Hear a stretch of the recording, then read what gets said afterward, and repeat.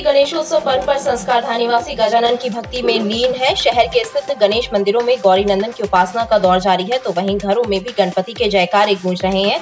नुन्हाई स्थित गणेश मंदिर से भक्तों की गहरी आस्था जुड़ी है एवं 10 दिनों तक मंदिर में सुंदर कांड पाठ किया जा रहा है। रतनगर स्थित सुप्तेश्वर श्री गणेश मंदिर में दर्शनार्थियों का तांता लगा हुआ है। प्राकृतिक रूप से चट्टान से निर्मित भगवान गजानन की प्रतिमा आकर्षण का केंद्र बनी हुई है। 10 दिवसीय धार्मिक अनुष्ठानों का क्रम भी लगातार जारी है।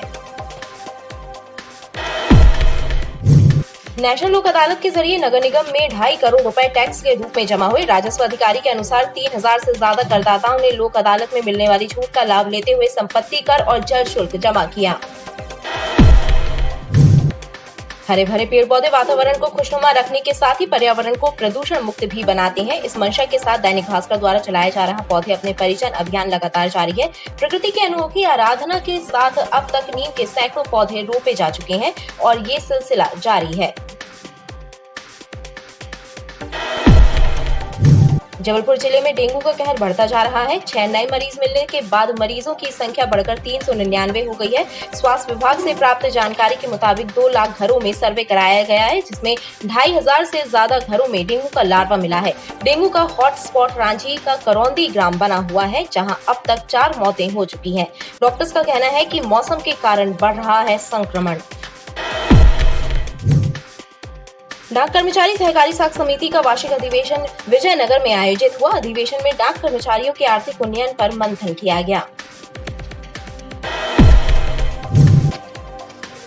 ऑल इंडिया एंड सदर एडवोकेट एसोसिएशन के गठन की प्रक्रिया के बाद आयोजित कार्यक्रम के दौरान नवनियुक्त पदाधिकारियों के द्वारा अधिवक्ताओं के हितों के लिए कार्य करने का संकल्प लेकर एडवोकेट्स की एकजुटता को कायम रखने का भी आह्वान किया। लटकारी के पड़ाव पर स्थित पुलिस के खंडर भवन नशेलचियों और अपराधियों का अड्डा बन गए हैं, लेकिन लाड़गंज थाने की पुलिस ध्यान नहीं दे रही है। यह शिकायत भारतीय राष्ट्रीय छात्र संगठन एनएसयूआई के सदस्यों ने पुलिस अधिकारियों से की है। साथ ही बढ़ते अपराधों पर अंकुश लगाने की मांग की है। एलआईसी के पीछे बस्ती में सफाई व्यवस्था दुरुस्त न होने से नाराज बस्ती वासियों ने विरोध जताते हुए डेंगू और चिकनगुनिया जैसी बीमारी फैलने का हवाला देकर कचरे के ढेर उठाने और नालियों को साफ कराने की मांग की है।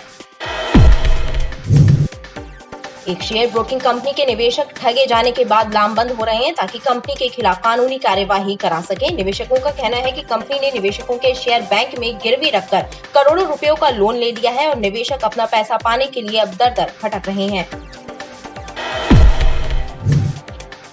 दिल्ली में सिविल डिफेंस विभाग में पदस्थ महिला कर्मी के साथ हुए बलात्कार और हत्या की घटना में दोषियों को फांसी दिए जाने की मांग को लेकर बहुजन क्रांति मोर्चा ने राष्ट्रपति के नाम एक मांग पत्र सौंपकर घंटाघर में विरोध प्रदर्शन किया।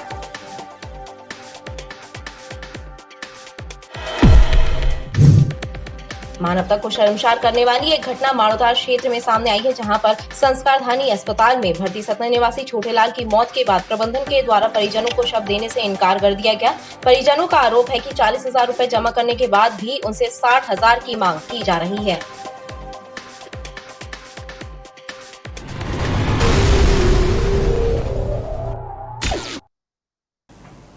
नमस्कार, बीडीवी न्यूज के इस बुलेटिन में आपके साथ मैं हूं स्वाति। शहर से जुड़ी खबरों को देखेंगे विस्तार से, लेकिन सबसे पहले एक नजर डालते हैं हेडलाइंस पर। डेंगू का प्रकोप बढ़ा, मरीजों की संख्या पहुंची 399। 2500 घरों में मिला डेंगू का लार्वा, चिकित्सकों ने दी सतर्क रहने की सलाह।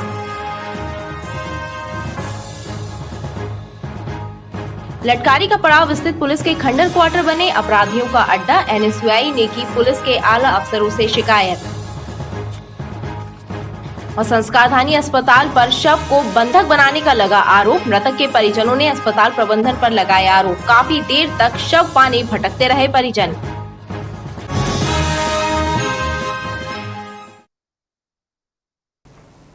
दस दिवसीय गणेशोत्सव पर्व पर संस्कारधाम निवासी गजानन की भक्ति में लीन है। शहर के स्थित गणेश मंदिरों में गौरी नंदन की उपासना का दौर जारी है, तो वहीं घरों में भी गणपति के जयकारे गूंज रहे हैं।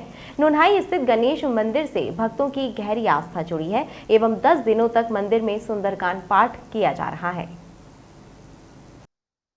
10 दिवसीय गणेशोत्सव पर्व की संस्कारधानी में धूम है। घरों से लेकर मंदिरों तक गणपति बप्पा मोरया के जयकारे गूंज रहे हैं। शहर के नुन्हाई स्थित प्राचीन गणेश मंदिर से भी भक्तों की गहरी आस्था जुड़ी है। मंदिर में गणेश उत्सव पर इस बार सुंदरकांड का पाठ 10 दिनों तक जारी रहेगा और भक्तों को कोरोना गाइडलाइन का पालन कराते हुए पूजन करने दिया जा रहा है। हम लोग यहाँ बहुत पहले से आते दर्शन करने, रोज आते हैं गणेश जी के मंदिर।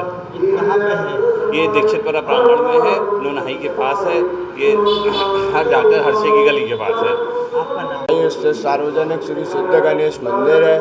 यहाँ इस वर्ष कोरोना संक्रमण के कारण 10 दिवसीय रामायण पाठ का आयोजन नहीं किया गया है। इस बार हम लोग सुंदरकांड का पाठ कर रहे हैं, जो कि नित्य 10 दिन तक चलेगा। अनंत चतुर्दशी को भगवान का हवन पूजन होगा। उसके पश्चात प्रसाद वितरण का कार्यक्रम होगा। इसमें महाआरती होगी और भगवान गणेश जी के सहस्त्र अर्चन अनुष्ठान चलेंगे। गजानन की उपासना में लीन संस्कारधाम निवासी श्री गणेश से सुख समृद्धि की कामना कर रहे हैं। वहीं रतन नगर स्थित सुप्तेश्वर श्री गणेश मंदिर में दर्शनार्थियों का तांता लगा हुआ है। प्राकृतिक रूप से चट्टान से निर्मित भगवान गजानन की प्रतिमा आकर्षण का केंद्र बनी हुई है। 10 दिवसीय धार्मिक अनुष्ठानों का क्रम भी लगातार जारी है। 10 दिवसीय गणेश उत्सव के दौरान रिद्धि और सिद्धि के दाता भगवान श्री गणेश का घर घर पूजन अर्चन हो रहा है। शहर के श्री गणेश मंदिरों में भी धार्मिक आयोजनों की धूम है। रतन नगर स्थित सुप्तेश्वर श्री गणेश मंदिर में तो दर्शनार्थियों का तांता लगा हुआ है। प्रकृति द्वारा चट्टान से निर्मित की गई भगवान गजानन की विशाल प्रतिमा आकर्षण का केंद्र बनी हुई है। मंदिर समिति द्वारा अखंड रामायण का पाठ किया जा रहा है। एक तो ये एक ऐसी मूर्ति है कि जो बिना गुंबज, बिना मंदिर, कुछ ऐसी भव्यता है जो कि हर भक्त को आकर्षित करती है। अगर कोई इनको कहीं चित्र में देखता है, इनकी छवि देखता है, तो इनका दर्शन करने के लिए वो विचलित हो जाता है और अंततः वो प्राप्त इसलिए करता है कि इनकी एक कुछ मान्यता है कि भू शुद्ध है। और 40 दिन की मान्यता ऐसी होती है कि जब आते हैं यहाँ के पंडित जी द्वारा उनको ये बताया जाता है कि आप 40 दिन आए तो आपकी मनोकामना पूरी होगी, और ये होती भी है। आज जो तांता है भक्तों का, यहीं से नहीं, देश के कहीं कोने से लोग आते हैं और भगवान जी का यही सिद्धि प्राप्त करते हैं। अशुभ को शुभ करने वाले प्रथम पूज्य भगवान विघ्नहर्ता श्री गणेश के जयकारों से पूरा क्षेत्र गुंजायमान हो रहा है।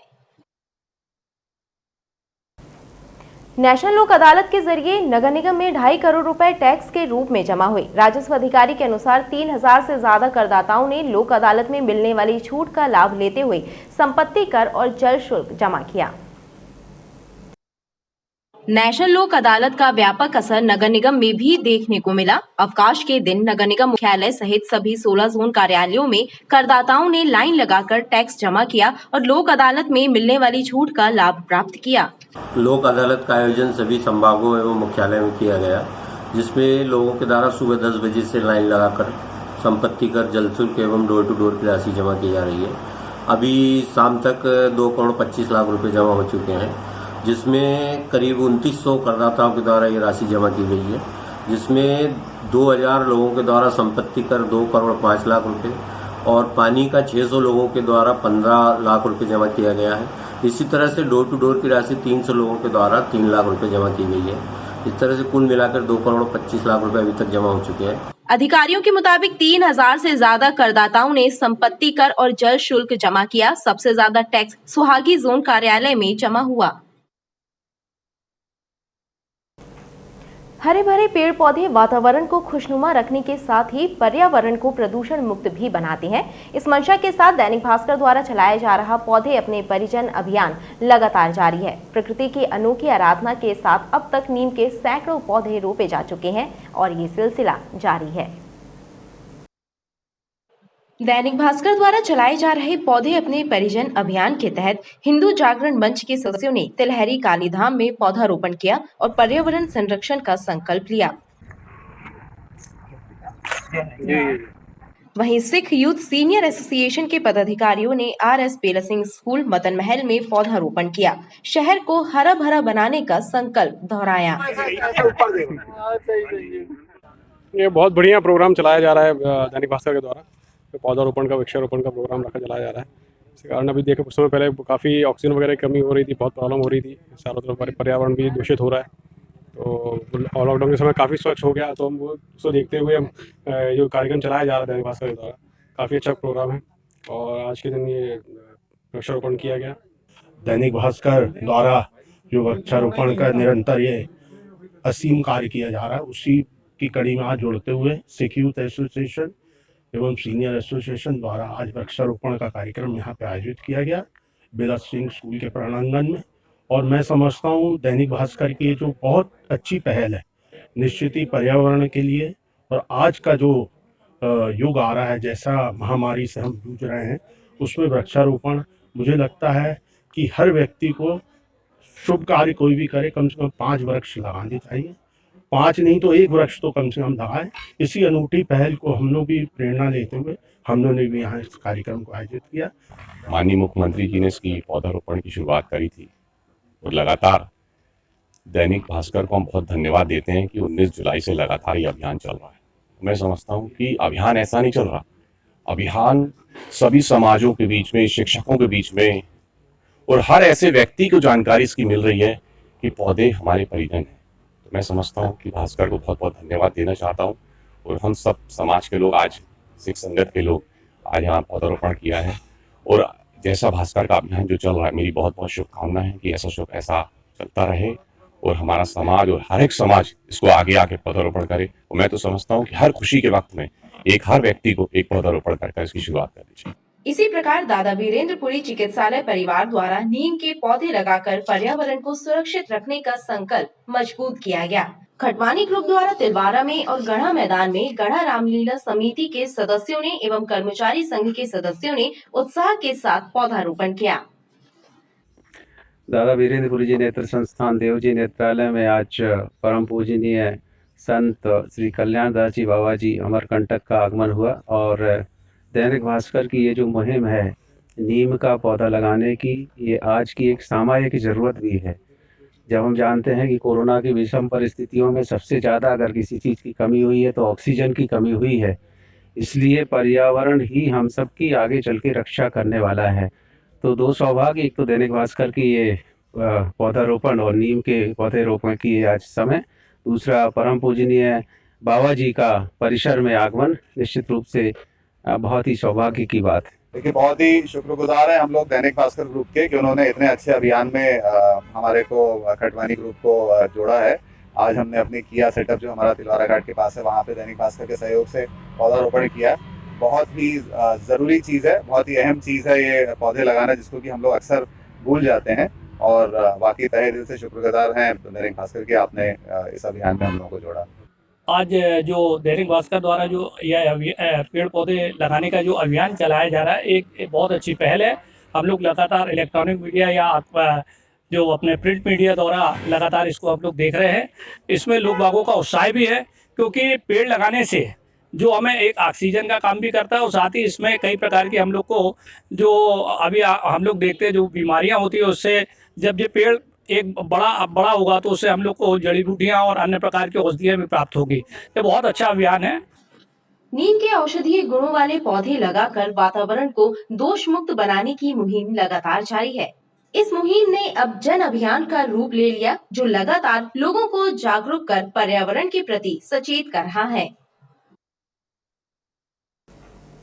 जबलपुर जिले में डेंगू का कहर बढ़ता जा रहा है। 6 नए मरीज मिलने के बाद मरीजों की संख्या बढ़कर 399 हो गई है। स्वास्थ्य विभाग से प्राप्त जानकारी के मुताबिक 2 लाख घरों में सर्वे कराया गया, जिसमें से 2500 से ज्यादा घरों में डेंगू का लार्वा मिला है। डेंगू का हॉटस्पॉट रांची का करौंदी ग्राम बना हुआ है, जहाँ अब तक 4 मौतें हो चुकी है। डॉक्टर्स का कहना है कि मौसम के कारण बढ़ रहा है संक्रमण। डेंगू का कहर लगातार बढ़ता जा रहा है। सरकारी हॉस्पिटल गए हैं, पलंग कम पड़ रहे हैं, इसलिए जमीन पर बिस्तर लगाकर मरीजों को उपचार प्रदान किया जा रहा है। 6 नए मरीज मिलने के बाद जिले में डेंगू पीड़ित मरीजों की संख्या 399 हो गई है। यह आंकड़ा शासकीय हॉस्पिटल पहुंचने वाले मरीजों का है। गैर अधिकृत आंकड़ों के अनुसार तो सिर्फ रांची में ही 10,000 से ज्यादा लोग डेंगू पीड़ित हो चुके हैं। करौंदी वार्ड में 4 मौतें भी हो चुकी हैं। हर घर में डेंगू के मरीज मिल रहे हैं। डॉक्टर्स का कहना है कि अब तक 2821 लोगों की एलाइजा जांच हो चुकी है। मौसम के बदलाव के कारण बीमारी फैल रही है। निश्चित रूप से अभी थोड़ा सा केसेस बढ़ रहे हैं, उसके लिए हम लोग सतत प्रयास करते हैं। लोगों में जन जागरूकता अभियान चला रहे हैं। नगर निगम और स्वास्थ्य विभाग मिलकर संयुक्त टीम बनाकर जिस पॉजिटिव के आसपास निकलता है उसके 400 स्क्वायर मीटर एरिया में internal fogging, external fogging, fever survey, larva विनिष्टीकरण की कार्रवाई की जा रही है, जो सतत रहेगी। थोड़ा सा चूंकि मौसम भी ऐसा है कि पानी गिरता है फिर रुक जाता है, जिससे ह्यूमिडिटी बढ़ जाती है और उससे थोड़ा सा वायरल प्रकोप बढ़ने का अंदेशा रहता है। पूरी दोनों विभाग, नगर निगम और स्वास्थ्य विभाग आदरणीय कलेक्टर साहब के निर्देशन में सतत प्रयास कर रहे हैं और जल्दी ही हम स्थिति को नियंत्रण में लेंगे। निश्चित रूप से अभी कुछ समय से वायरल मौसमी बीमारियों का प्रकोप बढ़ा है। डेंगू के प्रकरण भी सामने आने लगे हैं। जिस हिसाब से हमने जिले में लगभग 5,500 टेस्ट कराए हैं, एलाइजा टेस्ट, उसमें तकरीबन 300-350 लोग डेंगू से ग्रसित पाए गए हैं। 170 लोग को एडमिट किया था, डिस्चार्ज होकर चले गए हैं। अभी मेडिकल कॉलेज और विक्टोरिया में लगभग 80 मरीज भर्ती हैं और उपचाररत हैं। बच्चों की ओपीडी में भी वायरल का प्रकोप बढ़ा है। रेस्पिरेटरी ट्रैक्ट इन्फेक्शन वैसे भी इस मौसम में ज़्यादा होता है, तो आने वाले 15 दिन बड़े संवेदनशील हैं, क्योंकि पानी गिरता है फिर रुक जाता है। तो ये जो मौसम का भी बीमारी के प्रचार प्रसार में जो असर होता है, उसके कारण हमें विशेष सावधानी बरतने की जरूरत है। कोरोना के बाद डेंगू के मामलों में भी जबलपुर प्रदेश के टॉप जिलों में से एक है। डेंगू के मच्छरों का प्रकोप कितना ज्यादा है, आंकड़े इसकी गवाही दे रहे हैं। जिला मलेरिया अधिकारी के मुताबिक 2 लाख घरों का सर्वे कराया गया है, जिसमें करीब 2,500 घरों में डेंगू मच्छर के लार्वा मिले हैं। एक और प्रशासन और स्वास्थ्य विभाग के सारे इंतजाम नाकाफी साबित हो रहे हैं। दूसरी तरफ इतने घरों में लार्वा मिलने से आम लोगों की लापरवाही भी उजागर हो रही है। सावधानी नहीं बरती गई तो मुसीबतें और बढ़ सकती हैं। डाक कर्मचारी सहकारी साख समिति का वार्षिक अधिवेशन विजयनगर में आयोजित हुआ। अधिवेशन में डाक कर्मचारियों के आर्थिक उन्नयन पर मंथन किया गया। डाक कर्मचारी सहकारी साख समिति का 16वां वार्षिक अधिवेशन विजयनगर में आयोजित हुआ। डाक कर्मचारी अधिवेशन में कर्मचारियों के हितों से जुड़ी योजनाओं पर भी चर्चा करने के साथ ही उनके आर्थिक उन्नयन के लिए किए जा रहे कार्यों की भी जानकारी दी गई। सहकारी संस्था हमारी पूरे डाक कर्मचारियों के आर्थिक उन्नयन के क्षेत्र में काम करती है और जो छोटे मोटे ऋण या आर्थिक आवश्यकता उनकी पूर्ति के लिए हम लोग सब आपस में सहायता के माध्यम से पूर्ति का प्रयास करते हैं। अभी ये 16वां हमारा वार्षिक अधिवेशन हुआ और ये 16 साल में ही हमारी सहकारी संस्था आज की डेट में लगभग 80-90 लाख रुपया प्रति माह डाक कर्मियों को ऋण वितरित करती है। ऑल इंडिया एंड सदर एडवोकेट एसोसिएशन के गठन की प्रक्रिया के बाद आयोजित कार्यक्रम के दौरान नवनियुक्त पदाधिकारियों के द्वारा अधिवक्ताओं के हितों के लिए कार्य करने का संकल्प लेकर एडवोकेट्स की एकजुटता को कायम रखने का भी आह्वान किया। ऑल इंडिया सदर एडवोकेट्स एसोसिएशन का कार्यक्रम सदर में संपन्न हुआ, जिसमें हाई कोर्ट के वरिष्ठ अधिवक्ता प्रशांत सिंह बतौर मुख्य अतिथि शामिल हुए और उन्होंने भी इस संगठन की सराहना करते हुए एकजुट होकर कार्य करने की बात कही। हम सभी एडवोकेट्स हैं, हमको समाज देखता है, समाज हमसे प्रेरणा लेता है और इसीलिए हमको अपने आचरण, अपने व्यवहार पे वो सारी बातों को उतारना चाहिए जिसकी अपेक्षा हम समाज से करते हैं। एक विषय हम लोग सुनते हैं, बहुत कॉमन स्लोगन है हमारे लॉ फील्ड में, और वो है रूल ऑफ लॉ। और जब कभी कानून की व्यवस्था नहीं थी पाश्चात्य देशों में, बहुत अनादिकाल पर मानवीय मूल्यों का संरक्षण नहीं हो पा रहा, तो एक विषय उठा कि कुछ तो नियम बनाया जाए, मानवीय मूल्यों की रक्षा हो और वो नियम बने। सदर एडवोकेट्स एसोसिएशन, जो कि एक्चुअल में ऑल प्रोविंसेस एंड सदर एडवोकेट्स एसोसिएशन भी है, इसकी बॉडी का गठन किया गया है, जिसमें अध्यक्ष, सेक्रेटरी एंड एग्जीक्यूटिव बॉडी को चार्ज हैंडओवर किया गया है। यह एसोसिएशन कुछ समय पूर्व बनाया गया था, जिसका मुख्य उद्देश्य था कि अधिवक्ताओं की यूनिटी, उन सबको एकत्रित रहना, उनके कभी भी कोई सोशल, पॉलिटिकल या किसी भी प्रकार की विषय में एसोसिएटेड रह के एक साथ संगठित होकर कार्य करने के लिए इसमें आज चीफ गेस्ट के रूप में Prashant Singh ji, senior advocate Madhya Pradesh high court, वो उपस्थित हुए। उन्होंने बॉडी का चार्ज हैंडओवर कराने में सारे पदाधिकारियों को उन्होंने ही चार्ज हैंडओवर किया है। सारे लोगों को आज उन्होंने मार्गदर्शन दिया, संगठित रहने के लिए प्रेरणा दी। हम सबको इससे बहुत सारी चीजों का लाभ हुआ है। कार्यक्रम के दौरान नवनियुक्त पदाधिकारियों ने पदभार ग्रहण किया।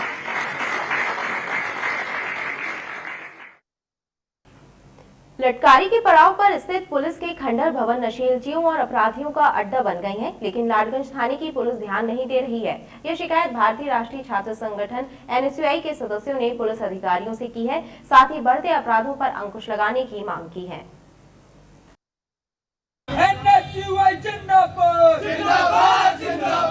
NSUI कार्यकर्ताओं ने एक शिकायत पत्र लाडगंज क्षेत्र के CSP दीपक मिश्रा को सौंपा है, जिसमें शिकायत की गई है कि लटकारी के पड़ाव पर खंडहर हो चुके पुलिस क्वार्टरों में अपराधियों का डेरा है, नशे का कारोबार किया जा रहा है और पुलिस मूक दर्शक बनी हुई है। चाकूबाजी की अब तक कई वारदातें भी हो चुकी हैं, लिहाजा मामले की जांच कराकर कार्यवाही की जाए। लटकारी का पड़ाव क्षेत्र में स्थित जो पुलिस क्वार्टर है, जो कि खंडहर हो चुके हैं, वहाँ लगातार लॉकडाउन के बाद से अवैध गांजा, स्मैक, शराब की बिक्री हो रही थी।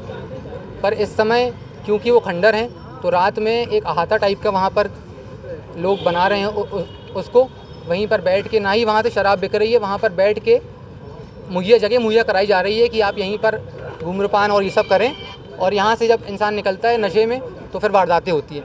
हालांकि 15 दिन के अंदर 5-6 चाकूबाजी के केस, बम कांड, ये सब वहीं क्षेत्र में, आसपास क्षेत्र में आए हैं और महिलाओं से छिड़खानी वहाँ पर चालू हो गई है। वहीं CSP का कहना है कि मामले की जांच कराकर दोषियों के खिलाफ जल्द एक्शन लिया जाएगा।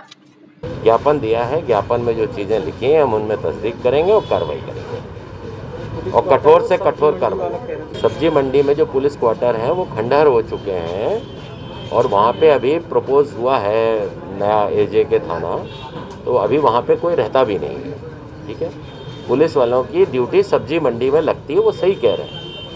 हम लोगों की ड्यूटी सब्जी मंडी में लगती है, मगर जब सब्जी मंडी में लगती है, जब ड्यूटी वहाँ पुलिस की रहती है, पुलिस के सामने कोई अवांछनीय गतिविधि होती ही नहीं है। जो आरोप लगाए हैं वो सही नहीं है, फिर भी हम जांच करेंगे। NSUI कार्यकर्ताओं ने चेतावनी दी है कि यदि अपराधियों पर जल्द अंकुश नहीं लगाया गया तो पुलिस के खिलाफ तीव्र आंदोलन किया जाएगा।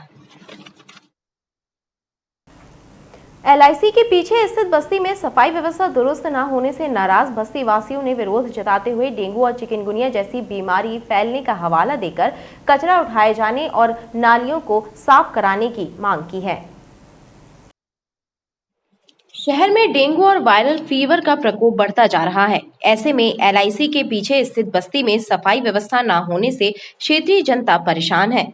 उनका कहना है कि क्षेत्र में जगह जगह गंदगी व्याप्त है, नालियों में पानी भरा है जिसकी निकासी नहीं हो पाने से उसमें मच्छर पनप रहे हैं, जिससे डेंगू और वायरल फैलने का अंदेशा बना हुआ है। यहाँ पे कचरा पड़ा हुआ है, 500 लोगों की हम लोग रहवासी है समथिंग, और यहाँ पे देखो इतनी बीमारी फैल रही है और नाली भरी हुई है, कोई ध्यान देने वाला नहीं। नगर निगम का कंप्लेंट किया गया, 181 में भी कंप्लेंट की हुई है, अभी कोई कार्रवाई नहीं हो रही है। समस्या ये पानी की समस्या, एक तो डेंगू फैला हुआ है, देखो छोटे छोटे बच्चे हैं यहाँ पे, एक तो आने जाने में समस्या होती है, दूसरा वो कचरा वहाँ फैला हुआ पूरा, नगर निगम को ध्यान नहीं दे रही है। समस्या यही है मेन हम लोग की। पानी नाली पूरी चौक है, अभी पानी में गिरा ये पानी भर जाता है, ऊपर से कचरा पूरा भरा हुआ है, हाँ निकलने आने जाने में दिक्कत है। स्थानीय जनता ने साफ सफाई कराए जाने की मांग की है।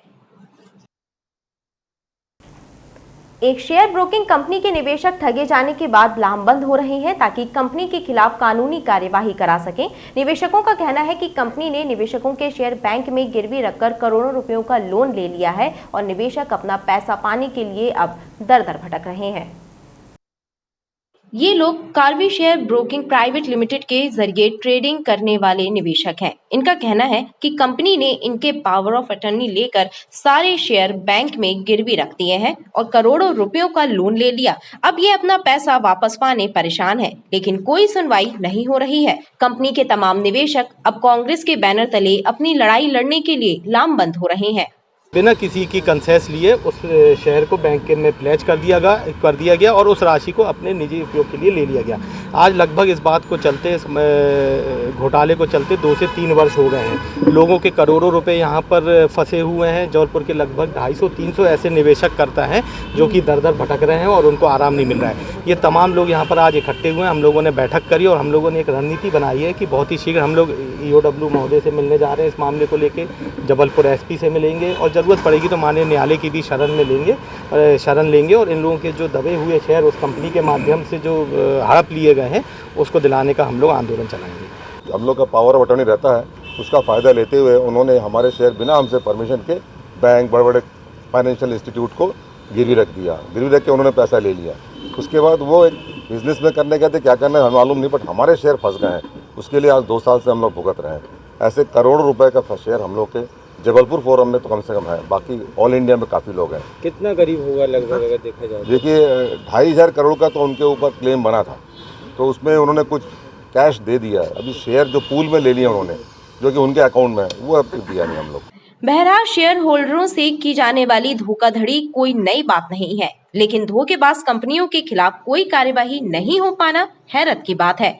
देखना बाकी है कि इस मामले में पीड़ितों को न्याय कब तक मिल पाता है।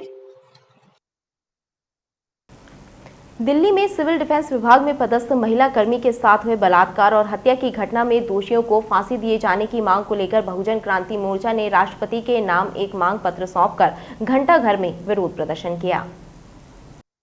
राबिया के हत्यारों को फांसी दो, फांसी दो। राबिया के दिल्ली में सिविल डिफेंस विभाग में पदस्थ राबिया की हत्या के मामले की निष्पक्ष जांच कराने और दोषियों को फांसी की सजा देने की मांग बहुजन क्रांति मोर्चा ने की है। इस घटना के विरोध में बहुजन क्रांति मोर्चा ने घंटाघर में प्रदर्शन किया और राष्ट्रपति के नाम एक मांग पत्र भी जिला प्रशासन को सौंपा है।